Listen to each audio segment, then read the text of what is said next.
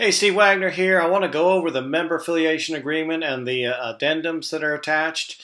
Just don't want to stick a bunch of papers in someone's face and say, sign these. At least I want to explain them a little bit. You can read them, but I just wanted to, I want to save some of the team leaders' time explaining these things to you. So I'm going to go ahead and do this for them. So they can just kind of point you to the video and say, hey, Steve, kind of explain these things. Number one is you understand that this is going to be about you investing yourself, your time, your money, your energy, some kind of blend of those. And so nothing will happen if you don't invest yourself into this program here. I agreed to learn and utilize and maximize conversion and possibly a few other platforms. We might add some other platforms if we think that will help you be successful. But it's taken people a long time just to learn conversion at this particular time.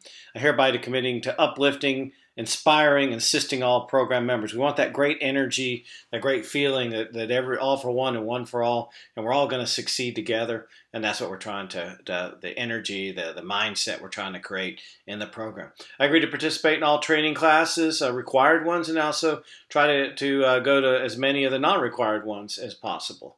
I also agree to an 80% split. No matter what I signed before entering the program, you are now on an 80% split. So you'll initial all those numbers, you'll initial by them. Unless otherwise agreed to in writing, referral fees are 15% for non-scrub leads, 30% for scrubbed leads, and potentially a 40% for what we call almost like a slam dunk or bona fide or partnered. We'll talk more about that in another amendment, but it is mentioned there. I understand the program has a strict policy against group member switching from group leader to group member. It's called the golden rule. I bring it up a couple times here. If you get out and you want to leave your team, your group members, just a 30-day cancellation notification, but you will have to sit out 6 months before you jump on the other program. The reason for the 6 months is to prevent that tampering type of stuff. One of the strengths of the program is that all the group, when you get with one group leader, you technically get all the other group leaders. That's the one thing that they're doing, is training all the PLG members, not just theirs. Okay, so members, if you're going to disaffiliate, you're going to leave, no problem. Just give 30 days notice. And, things are under agreement, obviously, is going to stay on that 80% split. But there's no problem leaving. We're never trying to hold people down. As a matter of fact, it may go the other way. The team leader may not think if you're taking a city and you're taking a seat on the platform, you may not be utilizing enough. They may ask you to leave. Okay, I have a hold harmless or no offense clause later on, and you'll chuckle at that one. But I felt like it's necessary. I understand that if you get in this Progress Leads group, that you're okay with making $150,000 a year, and you're going to try to strive for doing that at least. Now we want you to go beyond that, but if you just say, hey, I just want to make about $40,000 a year, this probably isn't a program for you. We're probably going to be too geeked up, pressuring you too much. We're not really going to pressure you, but we do expect you to have progress and be able to handle $150,000. That's what we're all going to be shooting for. We're going to shoot for more than that, but there is no guarantees whatsoever made by anybody regarding the quantity nor quality of the leads, because some of this is unpredictable. And anybody in any other program that says they can tell you exactly what it is, well, they're lying to you. But we have a high belief that we're going to give great leads. So moving on from number 7 to number 10, this is for serious, proactive, full-time realtors. I think we've said that already, basically. See if I can scroll down on this thing. There we go. Number 11, all group leaders and members have both the group leaders, that is, have an objective and directive to maintain high productivity in each of the markets, usually cities. Group leader sponsors require a minimum of 30 days notification when a group member seeks to withdraw from a group position. We've already said that. Basically, some of the highlights here: group members' commission agreement will remain in place full 30 days after email notifications received. Don't have a problem with you leaving. That some people get so caught up on saving a few nickels here and there, they'll get like a $700,000 house. They want to leave the program, and so that's to prevent something like that. We want people when they're coming in here, we just want them to to utilize all the training and the tools and resources and not look back and start moving forward to constant increases of income. Number 12, we're just kind of reiterating the golden rule, that not to switch from leader to leader. I told you about the mutual no offense, hold harmless, that this program is not for everyone. You may think it's not for you. Team leader may think you're not for it. And no matter who leaves who, as long as it's done in the right manner, no one's going to be offended, because I don't want to offend anybody, but we're trying to go about business in a certain way, and it isn't for everybody. So any lender affiliation structures must be agreed by program director and lender. Care must be given to avoid RESPA, CFPB related issues. So that's part of the reason why we want to be kept in the loop. We also will probably be, not probably, but we'll, at some point in time, once this program gets a little bit down the road, we'll be opening up for more team leaders, and we'll be doing a maximum of one, adding one per month. And it's going to be basically the most qualified applicant. You got to apply for it. And just stating up front, you've got to, before we'll talk to someone, we want them to get to that 150,000 GCI. And if you're working with a partner with a team, that's fine too. It's a little bit easier. It's 250,000 instead of 300,000 or 250,000 per person. So that's basically it. That's kind of the gist of the program. We want everyone to understand what it's all about. But we have a few more things. Let's go to the fee agreements here. Number one, we're just defining what an unscrubbed lead is. And we're saying if somebody shoots you a lead from, say, a Facebook ad, Google AdWord type of lead, if it's generated properly and they shoot it to you and you accept it, or you shoot it to someone else and they accept it, then we all agree it's a 15% referral fee for that unscrubbed lead. That scrubbing means calling them, verifying them, and kind of filtering them a little bit. The second type, maybe this will help you understand the unscrub part, is a 30% referral fee.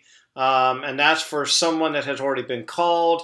We've verified they are real, and they are expecting a call. I get into all the details, A, B, and C there. Just understand the type 2 lead. Type 3 lead is more of a bona fide. It's kind of a slam dunk. It's already pretty much sold. I've got A through E explaining what all that means. Exhibit A is just trying to establish the value for certain leads. If you give them to someone else, you don't have to worry about negotiating them. It's already set up, or they give it to you. What I love about it, it is pretty much what I think is, quote, the going rate, even though there is no such thing as going rate. But I do think it's a very win-win situation. Though it is all negotiable, so it's not saying you can't negotiate. What it is saying is that unless you negotiate, this is what it's assumed to be. So look it over, the entire thing. There's no expiration date on the leads, and that's just giving virtual properties the ability to go ahead and disperse based on this agreement. It's one of this whole referral fee agreement is one of the strengths of the program. The fact that we don't have to constantly be going back and forth. We anticipate so many leads flying from you to someone else to you, that if we sat down trying to do referral fees on all of these and negotiate all these, we'd be spending all our time doing that and not generating leads and working. Okay, that's Exhibit A. Let's go to Exhibit B. Exhibit B is just kind of a territory agreement. I'm not going to read word for word on this, but just understand that as soon as every team member enters the team, we're trying to figure out what's your angle you're going to work. And in most cases, not all cases, but most cases, you are going to just dominate. Your goal is to dominate a particular city. And you're going to have what you call put a pin down in that city. That's the epicenter. And you're going to start really working all these subdivisions. Part of our training and all that is on how to go about doing that. And there is no such thing really as a true exclusive area. And that you can't say, hey, that person's in here, my neighborhood. What are they doing driving through my neighborhood? What it kind of means is that we're not going to hire a bunch of people in your city. We're going to probably hire someone in the city right next door. There may be a little bit of overlap. It's basically saying that if If it's a directive to all people on the team. If you have, say, Duluth, and somebody's in, say, Woodstock, and they get a Duluth lead, well, that lead is pretty much determined to go to you. So, anyways, it's an organizational type of thing, trying to keep a team leader from hiring 10 people work in the same subdivision. It's going to work out in the end. Think about this for a second. It's going to end up creating a really great referral network because we're trying to get people to stay real close to their geographical target epicenter, and stay as close as you can and refer out things when you happen to get a lead way outside of the geographical target market area. So that's a little bit on the Exhibit B. Exhibit C is the leads strategy. This is just kind of making sure that people don't misunderstand, how the leads are going to be, how many leads are going to be obtained, who's going to do them, and so forth. This is going to be different for each particular person. And some people are coming into our program saying, hey, I got leads. I'm really coming to your program to refer leads to somebody else. So if that's the case, then we're definitely going to take a lot of pressure off the team leader or lenders, because some of these people are saying, I don't want any leads from anybody. I got too many leads. I'm giving leads out. Now you might come in and want leads. So this gives the team leader the ability here to talk about if they're going to provide leads or if they're not going to provide leads. And then the team member, whether you're going to commit to investing in yourself in leads. We're just going to try to outline what the plan is, because so many times if we don't outline the plan, then somebody says, I was told this or this. And so this will clarify what the lead strategy is, because this is all about obtaining leads and nurturing the leads, putting them into the CRM, and letting this thing become a harvest.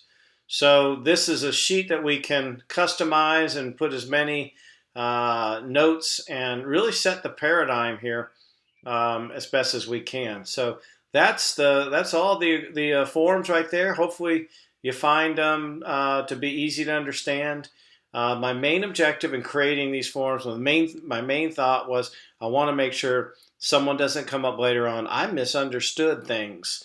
And I think if everyone pays close attention to filling in all these little blanks and trying to explain, whether you're the member or the leader, trying to make sure that it's described what we're trying to do and in these areas, that there won't be misunderstandings. Well, thank you so much for listening, and good luck with the program.